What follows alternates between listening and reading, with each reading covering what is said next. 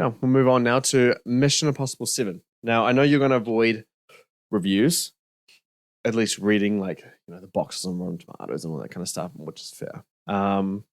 Me and you're both so excited for this. We're rewatching the original series or this series now. The reactions came out. The critic reactions. And we're not gonna put the same weight on this as we did for The Flash because we saw what happened there. But that came out of CinemaCon. This is from a Paramount screening for critics, so it is different. But do keep in mind it's an early screening. It's first reactions. They can't express their full thoughts. More likely to be positive and whatnot. So yeah, we see that movie. Not this. Is it next weekend? Yeah. Weekend after. No, it's next weekend. Because this weekend it's like the 1st of July. Oh fuck yeah, next week. Yes. No, that's going to be a great weekend. We're seeing it twice next weekend. So back to back. Yeah, back to back. Hopefully it's worth it. But the reactions, they sound like it's worth it. Just some highlights from the reactions that I've seen. So it's in the top 1 to 3 best Mission Impossible movies. It's impeccably made. It's another winner for the franchise. The production value is just through the roof. You feel like you're in the middle of the action. With it being part 1, it does feel like that. So it's not as satisfying as Fallout. But, I also saw some stuff that it feels like a complete story, but you're also very excited for what comes next. And just, critics have mentioned that the heart rate's been elevated. The pace is nice and the intensity is high. And, that's impressive due to it's like 2 hours and 45-minute runtime. And you just need to see it on the biggest screen possible. Well, what are your thoughts on these? Yeah, fuck. It's very.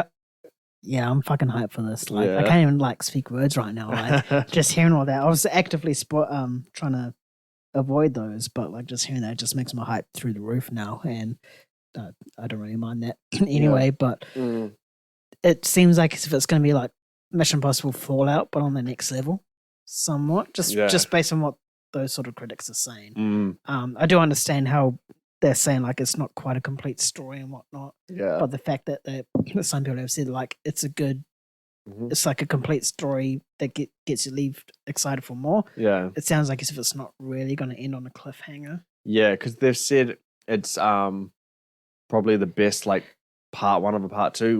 How we're getting a lot of those at the moment. Yeah. Yeah, it's probably the best of it out of those. In terms of the completeness and I think this is going to be a lot more complete rather than just have a baity sort of end. Yes, sort of to it, which is fantastic. I mean, production, obviously everyone's going to rave about the production. Tom Cruise is literally putting himself and his body through hell, jumping off fucking cliffs and shit. So obviously that shit is going to be fantastic and should be if there's a single person that criticizes the stunt work, they need to go to hell because. Yeah. Fuck you. It would make no sense, but yeah. Yeah. But yeah, so yeah, it gets me so much more excited. I can't wait to see the stunts in this. I can't wait to see this movie. What's that, 11 days to go? Yes. Yeah, 12. Yeah, 12. I think 12. 12. Yeah, 12. The countdown is on. Countdown is on. Yeah. We don't have much to see until then. We got nothing to see. That's our next one. No, we got Joyride next week. Yeah, it's just because we saw Indie early and stuff like that. So yeah, it's going to be something that I'm very looking forward to.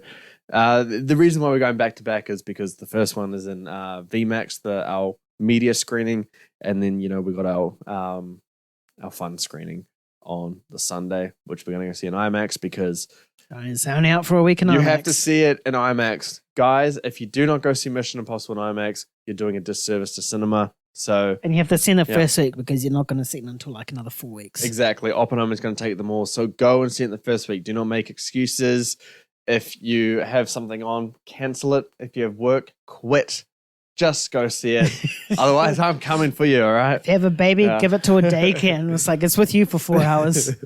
But yeah, no, these reactions just really affirm that to go and see it in IMAX. To go see it the biggest screen that you can, the best that you got in your area. Man, I'm so excited.